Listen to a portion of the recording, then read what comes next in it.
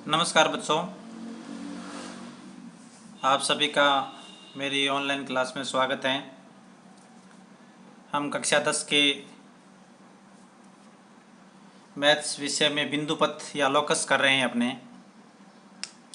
पिछले कुछ पीरियड से मैं आपको बिंदु पथ से संबंधित बहुत सारी बातें समझा चुका हूँ, या यूँ कहूँ कि जो RBSC अजमेर बोर्ड की बुक है उसकी 10.1 एक्सरसाइज पूरी करवा चुका हूँ। आप अपने बिंदु पथ में जो आगामी टॉपिक पढ़ेंगे उनको पढ़ने से पहले बच्चों कुछ टर्म्स है, कुछ चीज़ें हैं जो आपको समझनी आवश्यक है। तो सबसे पहले मैं ये जो मुख्य बिंदु है जो हमें आगे का सिलेबस समझने में हमारी सहायता करेंगे वो मैं आपको समझाता हूँ। सबसे पहले बच्चों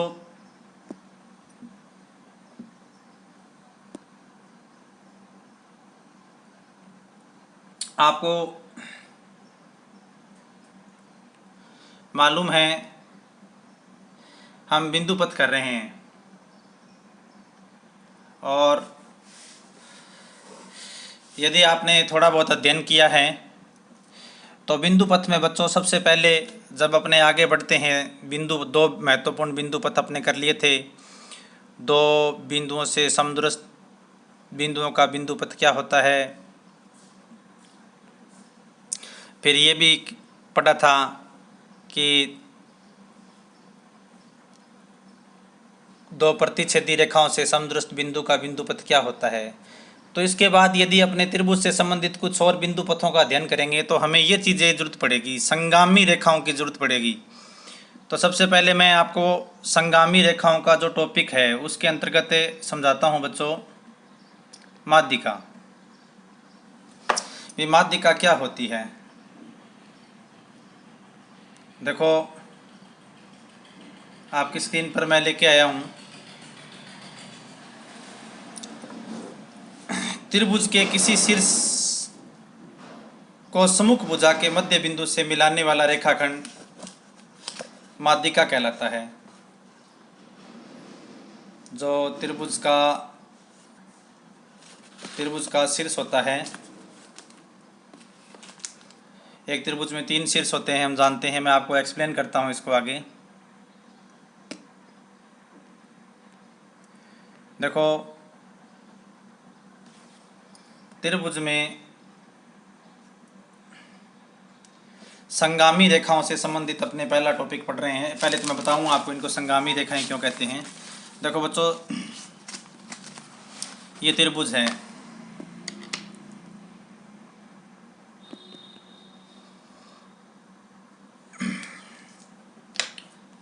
मैं मान लूँ मेरे पास ये त्रिभुज है,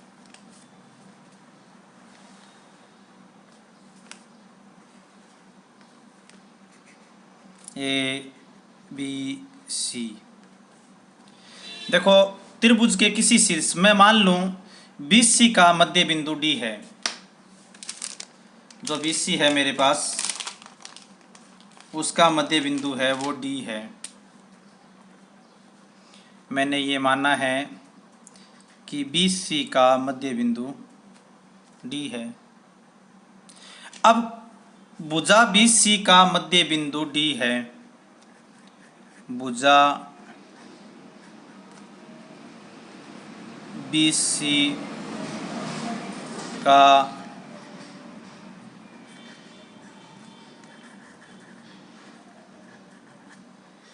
मध्य बिंदु D है।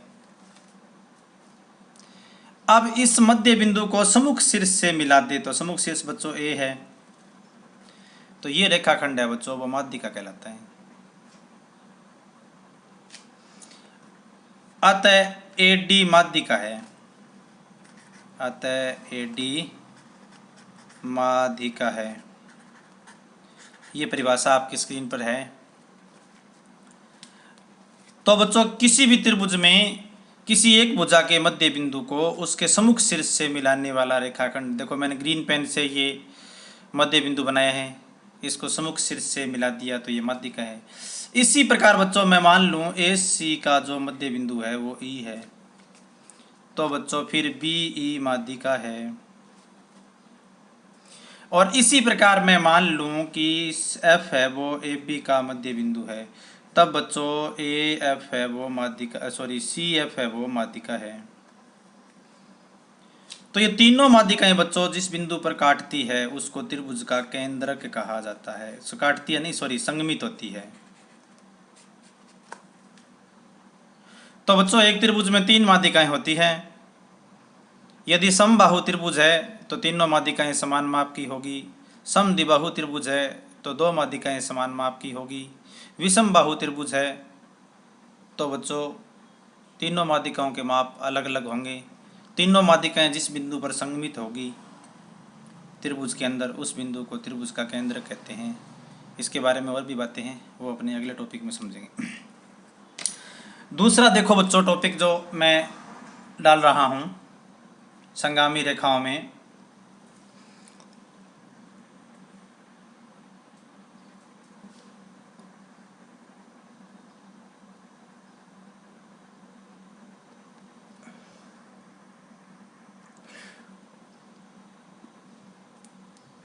वो टॉपिक ये है बच्चों भुजाओं के लंबवर्धक। भुजाओं के लंबवर्धक।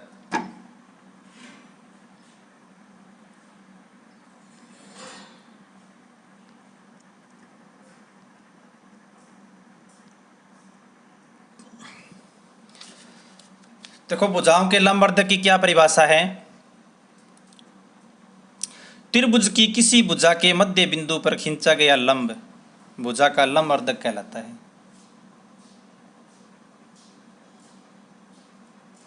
देखो बच्चों त्रिभुज की किसी भुजा के मध्य बिंदु पर खींचा गया लंब त्रिभुज की भुजा का लंबवर्धक कहलाता है। आपने छोटी क्लासों में लंबवर्धक पढ़े होंगे। एक त्रिभुज में तीन लंबवर्धक होते हैं और तीनों लंबवर्धक बच्चों परस्पर संगामी होते हैं। जिस बिंदु से होकर ये तीनों लंबवर्धक गुजरते हैं उसको त्रिभुज का लंब केंद्र कहते हैं।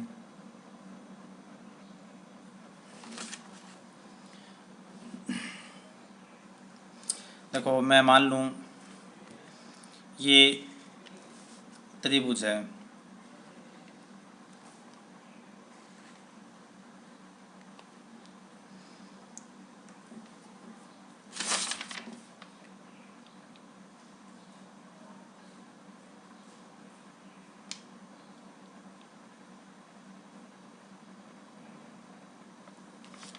अब त्रिभुज की किसी भुजा के मध्य बिंदु पर बच्चों जो खींचा गया लंब है शीर्ष से वो उसका लंबवर्धक होता है। ये इसका लंबवर्धक है, ये इसका लंबवर्धक है, ये इसका लंबवर्धक है।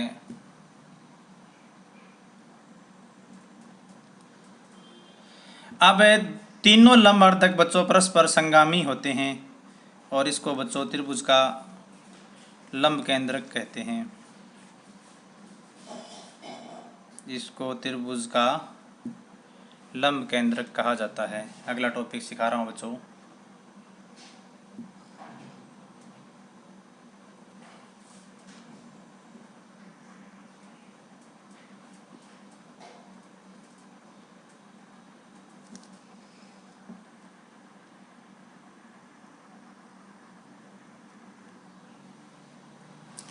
शीर्ष लंब। अब बच्चों शीर्ष लंब क्या होता है। देखो वह रेखाखंड जो त्रिभुज के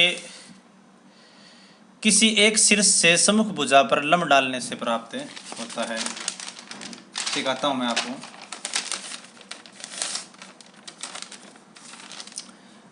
देखो बच्चों ये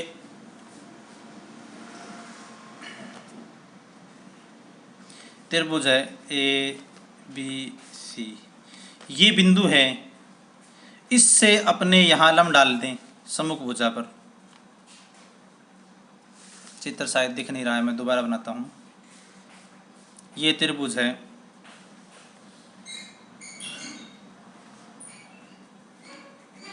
ए बी सी,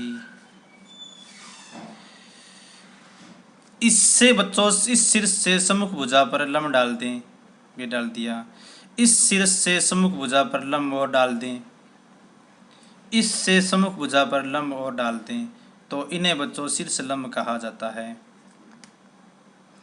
इन्हें है वो शीर्ष लंब कहा जाता है। त्रिभुज के शीर्ष लंब भी बच्चों परस्पर संगामी होते हैं, यानी ये भी एक बिंदु पर संगमित होते हैं। जिस बिंदु पर ये संगमित होते हैं बच्चों, त्रिभुज के तीनों शीर्ष लंब संगामी होते हैं। जिस बिंदु पर त्रिभुज के तीनों शीर्ष लंब संगमित होते हैं उसको शीर्ष लंबों का संगामी बिंदु कहा जाता है, या बच्चों विशेष परिस्थितियों में इसका नाम ऑर्थो सेंटर या लंब केंद्र भी कहा जाता है। तो बच्चों ये कुछ परिभाषाएं थी, एक परिभाषा और है, आप समझिए उसको भी।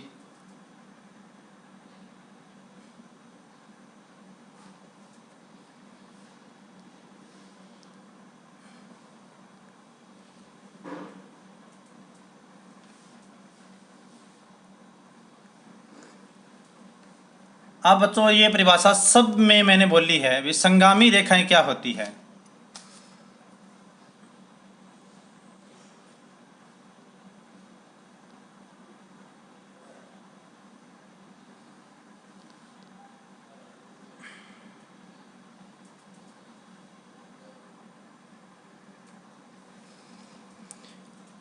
तीन या तीन से अधिक रेखाएं बच्चों यदि एक ही बिंदु से होकर गुजरें तो उन्हें संगामी रेखाएं कहते हैं।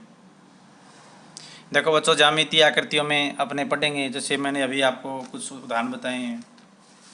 मैंने आपको सबसे पहले माध्यिका करवाई थी त्रिभुज की,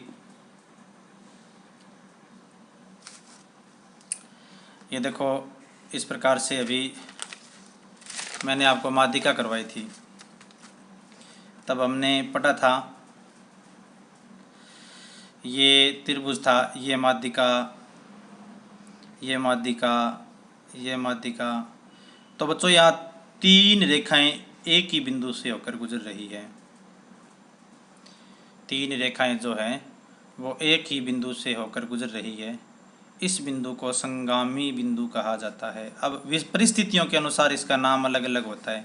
यदि ये माध्यिकाएं हैं तब इसका नाम बच्चों केंद्रक होता है, इसको त्रिभुज का केंद्रक कहते हैं। यदि ये शीर्ष लंब है तो इनको लंब केंद्रक कहते हैं। यदि कोणों के समद्विभाजक है, अब आपने त्रिभुज ले लें, ये त्रिभुज है, इस कोण का समद्विभाजक खींचा, फिर इस कोण का समद्विभाजक खींचा, इस कोण का समद्विभाजक खींचा, तो तीनों समद्विभाजक भी बच्चों एक बिंदु पर संगमित होते हैं और इसको त्रिभुज का अंत्य केंद्र कहा जाता है। तो बच्चों ये चीज़ें हैं, जब तीन या तीन से अधिक रेखाएं, कम से कम तीन, लेकिन तीन से ज़्यादा भी हो सकती है। तीन या तीन से अधिक रेखाएं जब एक ही बिंदु से होकर गुजरे, तो उस बिंदु को संगामी बिंदु अथवा संगमन बिंदु, रेखाओं का संगमन बिंदु कहा जाता है। तो बच्चों ये टॉपिक था, एक छोटा सा टॉपिक था जिसके अंतर्गत मैंने आपको कुछ बातें समझाई। अब ये टर्म्स, ये पद हमें आगे के जो टॉपिक है उनको समझने में हमारी सहायता करेंगे। Thank you.